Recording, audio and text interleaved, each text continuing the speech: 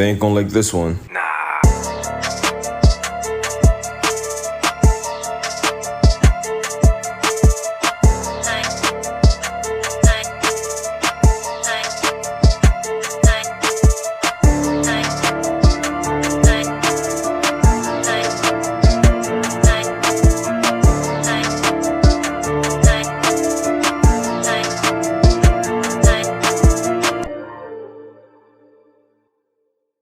What's up, you guys? I'm Jay, and I'm with X, and we're gonna be reviewing Raw. So we kick off, the show starts, and we have CM Punk coming in, greeting his fans from Chicago. So we get a promo from Cody Rhodes, and he talks about how he's gonna defeat The Rock and defeat the Tribal Chief, and how he's gonna finish the story, how this was his dream since he was a kid, and how he's the new face of the WWE, and how he's ready to take over and be the guy that the fans can love and respect. What do you think about it? Yeah, so we get the American Nightmare continuing to discuss his plans on finally accomplishing his dream, his lifelong dream of winning the championship his father never touched, which will be the WWE Championship, when Cody defeats the Tribal Chief Roman Reigns at WrestleMania. Then we get the return of the final boss coming to Chicago to lay at the smackdown on Cody, so we think. But The Rock just comes out, stares on Cody, and whispers something in his ear. I don't know what he said, but Cody looked traumatized and like a little scared old deer in the headlights of a car. Yeah, Cody looked shook. I was like, what did he say to him? Honestly, who knows? I think he was probably going to be like, I'm on your side or some shit, but yeah, it turns out he wasn't. But that's, for later on. I'm thinking that this is really good. I'm excited. I love all of the stuff that's been going on. The Rock's been killing it. Cody's been killing it. People have been saying that The Rock has been burying Cody and Rollins, that he's been taking the spotlight away from Roman, and that Cody should be focused on The Rock. I don't care about none of that. That's not true. This is elevating everybody. This is making Cody look like a top star, because for his whole run, Cody was looked at like a mid-carder. But now he has the attention of The Rock. And The Rock is here and he's whooping his ass. He's like, oh, so you think you're the man. But it's like, if you're bold enough to step to The Rock, he is becoming the man. He is becoming the new face of the company. And this is exactly what Cody needs. This is what Rollins needs. This is what everybody needs. We wanted to see, Rock versus Roman. And he's like, you know what? You took that away from me. So now, you're a roadblock in my way. I'm going to get rid of you. So it would be cool to see this animosity between The Rock and Cody. I'm excited. I don't think this is taking anything down a notch a little bit. I think this is exciting. I can't wait for the match. This is some great build-up in my opinion. So then after the Cody and Rock confrontation, we then take it to JD McDonough versus Ricochet in a stellar match. Ricochet pulling out all the subs, going crazy for Chi-Town. Yeah, you already know. His girl was out of ringside. Ricochet had to steal the show yet again. Got the better hand of JD McDonough. Then Dominic trying to get some. JD McDonough tried to help out Dominic, but Ricochet made a quick escape and lived to see another day. I preferably would rather have Ricochet, going out for an individual title or, doing something spectacular, like maybe even like a Money in the Bank match at WrestleMania or something. But I guess, him feuding with the Judgment Day will up his stock. So I don't really know how to feel about, what he's doing right now is something. So I guess it's cool. He's in a high-profile feud. He's involved with one of the hottest factions in all of wrestling right now. So, kudos to Ricochet. And hopefully, around the end of the summer, we could probably get this man like a mid-card title or, a tag team championship. This was embarrassing. JD McDonough is always losing, and he had help from Dominic, and he still lost the match. That's crazy. Moving on, we go into an amazing segment between CM Punk and Drew McIntyre. These two were killing it on the mic. I'm really proud to be a wrestling fan right now. This feels just like the old days. Not one person missed a beat. I'm pretty sure that they made this up on the fly and that there were no lines, no scripts behind this. Just the pure animosity that Drew has towards Punk. Like, this just feels so real. Like, you couldn't even tell if this was fake or not, because they were just going at it. They were trading shots, trading blows. Not physically, but verbally. I really love the part where Drew says that he's the chosen one, and Punk calls him out and he says, hey, who chose you, huh? Who chose you? And then Drew just says nothing. He just starts laughing. This is really great stuff. I cannot wait to see a match between these two. The feud between these two is a lot more exciting to me personally than Drew versus Rollins at Mania. I don't know who's gonna cost who what, because we got the Bloodline going after Rollins, and then we got CM Punk going after Drew, and then we also got Damian Priest with the Money in the Bank. So this might be like the Bloodline might try to cost Rollins the belt, and then you also got Drew who has to worry about Punk. That might cost him the opportunity, and then you got Damian Priest who might cash in on any time. So this whole thing is just crazy. There's just so many endless possibilities, and I'm excited for Mania. To add on to what you were just saying about the World Heavyweight Championship, to see how it went from just like the number 2 belt like the loser bracket title to now it's like WrestleMania season. CM Punk is damn near coming back off injury. He wants the belt. Drew McIntyre, he's hungry. He wants the belt. Seth is looking like a real champion and wanted to prove himself even more. And like this is the workhorse title. Like the belt went to being like this credible and like a laughing stock and almost damn near not even as serious. But now I'm actually taking the World Heavyweight Championship as like a legit like title now. Like I feel like the value is back, it's returned. And then maybe after the match between Seth, Drew, and whatever CM Punk is doing at ringside or inside the ring, you throw in the Judgment Day, you make Damian Priest either fail cash in or cash in the Mania. Like all eyes will be on the World Heavyweight Championship at WrestleMania. Like we all can't wait to see this. I'm so excited. And the most surprising part about all of this is the emergence and resurrection of Drew McIntyre's career. I believe firmly that Drew McIntyre is only good as a heel. Because all of his best work is like when he debuted on SmackDown, when he was with the Chosen One gimmick and the Future Shock DDT and Broken Dreams theme song. You know, that was him as a heel. When he came back after being, fired and released, went through NXT, came back, and then teamed with Ziggler, and he was hot as a heel before he won the Rumble and defeated Brock. He was a heel. Now look, third time's a charm. Drew McIntyre is trying to avenge all the wrongs and trying to prove himself that he's a main event player and show the fans, that this is his moment. He was robbed of, being a champion during, in front of fans, and now he'll probably get this chance again. And I love the work, man. Never known for, talking on the mic. Now Drew McIntyre is going blow for blow with some of the heaviest hitters on the microphone. Like, he's going toe-to-toe with CM Punk, probably one of the best mic talkers ever. And you love to see it. We love to see it. Drew McIntyre, man. Props to you, big dog, man. Like, I can't wait for this. And I really hope he surprises all of us. And Triple H, break the bank, man. Please get Broken Dreams for Drew McIntyre, man. We need Broken Dreams at WrestleMania, man. Wrestling fans need one of the best songs ever to be returned. Let's do it.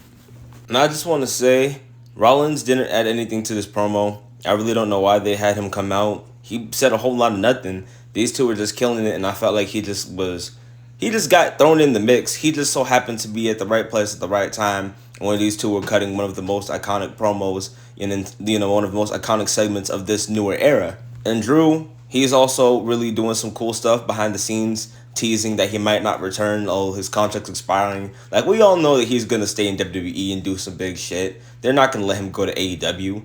I mean, yeah, the pay is good, but they're not going to do shit with him. If he wants to keep his name in the limelight and keep being a star, he got to re-sign with WWE. And back to what I said about this being one of the best segments, this segment is going to be talked about for years to come because it was just so good. CM Punk is a huge draw. And I know a lot of AEW fans are mad in the butt her, CM Punk wasn't a draw. This man, he literally got 500,000 more viewers when he popped up on the screen. This man is a huge draw, and we came to see him. He represents Chicago, baby. I'm more excited for this than anything else right now. Yeah. Next up, you get Candice LeRae versus Ivy Nile, and the winner of the match is Candice LeRae with another fake knee injury. Not really a fan of any of her work. The storyline is kind of a drain. It's just a sympathetic storyline to try to get us to, feel sorry for that girl. What's her name? Maxine Dupree. So, yeah, not really invested. I feel like it's a waste of TV time. Other women could get a chance to shine. These girls aren't it. This storyline ain't going to do anything unless this girl really goes in the ring and develops some actual, ability. Until then, count me out as, being invested in this, bullshit. I don't care either. Anyway, next up, we got the New Day versus DIY. I also didn't care about this. I mean, don't get me wrong. This was a really good Raw, but like for me personally, the New Day been stale. It's been 10 years. I just want to see these two dudes be single stars. DIY never did much for me either, so I don't really care. All right, so what are your thoughts? New Day versus DIY. If this is DIY, then I'm IDC. Actually, I'm IDGAF. I don't give a motherfucking damn about this bullshit. Same here. Alright, anyway, we get some more about Cody and The Rock, and then we get a backstage segment with Walter. Then we move into Rhea and Becky having a promo on each other. Well, before Becky comes out, Rhea has her own promo, and she basically talking about how she's like the best in the division and how she's going to destroy Becky at WrestleMania, how Becky is not half the woman she is. Then Becky comes out and she is all up in her face. She's like, "Oh, this might be a joke to you. I don't gotta go shake my ass and go viral. I'm busting my ass. I'm doing this." And Becky's facial expressions are just very unbelievable. The screaming and raising her voice just really isn't doing it for me. Like, don't get me wrong, Becky Lynch is a good wrestler and all, but she is just like every other woman on that roster, in my opinion. She's just very plain. And then she punches Dominic in the face. That wasn't cool. Like, I don't. Nobody wanted to see that. I know Dominic's character is supposed to be annoying, but that was uncalled for. And now we're getting the rivalry nobody asked for. The rivalry nobody wanted to see. The rivalry that should have happened about T-8 months ago when we were saying that Rhea wasn't fighting no fucking body. Why are we just now getting the man versus the mommy? And y'all trying to do it at WrestleMania? Does anybody else know that Becky Lynch isn't that great of an in-ring talent? Like, she's okay. She's solid in the ring. No 5-star matches. A little botch fest going on here and there and stuff. And then the believability of her defeating Rhea after all the people she done ran through and like this long-ass reign. This is just like a mess waiting to be happened. We already know that everybody's rooting for Rhea. And now you got Becky crying about her daughter, talking about her lame ass book. Like, just another feud I'm not invested or interested in. Count me out. Thank you, next. Hasta luego. Like, come on, you guys. Like, I'd rather had took Liv Morgan. Even if she was gonna lose, the Liv Morgan comeback story and the storyline of Rhea being the one taking her out. She's about to get her revenge. She's about to play the big one at WrestleMania. Do it again on the grandest stage of them all. That would have had more entertainment, more peak of interest than the man versus mommy. Becky needs like to either go back heel or get another high profile feud because like nobody wants to see this shit, man. Real talk, like give me something else. Our bad, you guys. We were supposed to do Andrade versus Giovanni Vinci first, but we got mixed up, so we're going to do that one right now. This was a really good match. Both of these guys are really talented. I'm glad to see Andrade back, and he's making some noise. He's been beating some mid-card guys, but, he's still picking up some wins, so that's good. He's on a hot streak after leaving AEW. I can't wait to see what's in store for him next. Kind of sad that Giovanni took the loss because, Imperium, I like them. They're cool, and I want to see them win, but, hey, you can't win them all, so what do you think? If you ask me, it's an impressive showing from one of the best wrestlers in the fucking world. El Idolo Andrade, man. Welcome back to WWE, man. Big things coming for this man. I hope WWE treats him right. I hope Triple H put him back in a winning situation, winning circumstance, and take advantage of the Andrade character like he did in NXT. So much untapped potential. Sky's the limit. This man's the real deal, man. Can't wait to see what Andrade got in store for us, man. Following this, we get a segment with Chad Gable and Sami Zayn. I honestly feel like Sami Zayn is a good choice and a lot better choice to be fighting Gunther than Chad Gable. Not that I don't like Chad Gable. I love Chad Gable. He's cool. But I feel like Sami Zayn is the better, more formidable opponent, for Gunther. I don't think he's going to beat him, but I'm excited for this match. And I do kind of feel bad for Chad Gable because, he's not going to be, at WrestleMania fighting for the belt. But yeah, I guess it really is what it is. It was a nice little show of support right there between these two guys, and you love to see it. Good stuff. What did you think? Sami Zayn versus the Ring General Gunther for the Intercontinental Championship may go down as the match of the night. If it's not gonna be Cody and Roman, if it's not gonna be Kevin Owens, Randy, and Logan, it might be Sami and Gunther tearing the house down at WrestleMania, putting on an instant classic. Sami Zayn, man, he's one of the best wrestlers out here in the world, along with Gunther. I think the storyline is it's kind of last minute, but I feel like within the next couple of weeks, it kind of could push it towards not the best storyline of feud, but it could definitely get better. But as far as the outcome, I don't know who's walking out, winner or not. I don't know if it's going to be in the Ring General and they continue it and let, Chad Gable or somebody else dethrone Gunther, or maybe the Ring General gets upset at Mania. But if you ask me, I personally have to go with Ring General, coming out with the dub over Sami. I believe maybe a returning Big E after the night of WrestleMania comes back and dethrones Gunther, or maybe returning Braun Strowman. But Sami, I have a feeling that it's not going to be him. Moving on, we got Bronson versus Sami. I didn't really care too much for this match. No offense, but I don't really see the hype behind Bronson Reed. Sami Zayn, he's cool, but this wasn't really a matchup that I was looking forward to, so yeah. Ring General Gunther interferes on Sami Zayn. Action Bronson picks up the W, giving Sami Zayn the loud, setting up an intense rivalry for Gunther and Sami at Mania. And then we kick it into a promo with Jay Uso backstage, and then he gets interrupted by Solo Sikoa and Jimmy. I just need to say that I'm really proud of Jay. He's really coming into his own. He really is the main event. I never saw him being this big and being this likable as a face, or, just on his own and breaking away from Jimmy. I'm really excited to see this match, brother versus brother. This had to happen. My boy, my favorite wrestler in WWE today, main event Jay Uso, going against Shinsuke Nakamura in the main event match.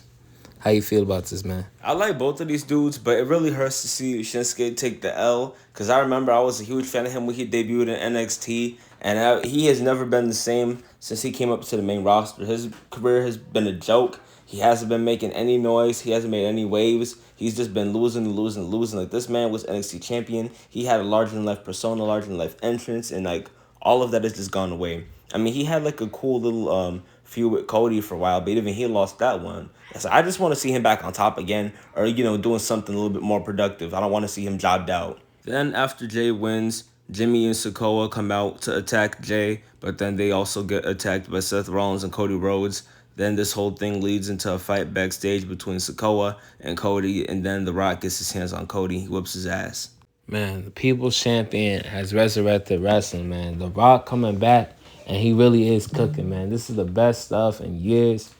I haven't felt this way about WWE since I stopped really watching. I'll say probably like 2015, 16. Basically, when Cena went Hollywood, that's when I stopped really watching WWE. Like, all my favorite superstars and, running out the company. People are getting old, injured, and retired. But now, like, so many new stars, so many stars from before that, are finally getting pushed to the main event. Like, Jey Uso and, like, Cody Rhodes. It's just, a breath of fresh air and it's reviving. Like, this is some good-ass stuff. The Rock coming back out here, bringing the attitude back to WWE. CM Punk coming over here, blending realism, mixing with, kayfabe, man. You just don't know what to expect next. Triple H is really, he's on one right now. He's on one. Shawn Michaels is on one. Everybody's on one except for those motherfuckers down in AEW that pit stop. Everybody be out of business soon, and hopefully we can take some of that talent and bring them up over here where their careers could thrive, like MJF, Ricky Starks, Britt Baker. But going back to the topic at hand, Cody Rhodes and The Rock and the brutal beatdown, man. Like, at first, I didn't really care too much about this tag team match at WrestleMania. But this shit is good, man. These back and forth promos, Seth Rollins and Cody taking on the Final Boss and the Tribal Chief. Now I'm really anticipating, this is probably one of the most hyped up matches in a long fucking time, man. It should deliver. I agree. That assault was just what we needed to see. The blood, the pain, the agony, the cussing. This is like Attitude Era. This is a new era. I'm loving every bit of it. But that's all we got for you guys today. Thank you for watching. Make sure to like, share, subscribe, all of that good stuff. This is Backlash Podcast. Take care and peace out.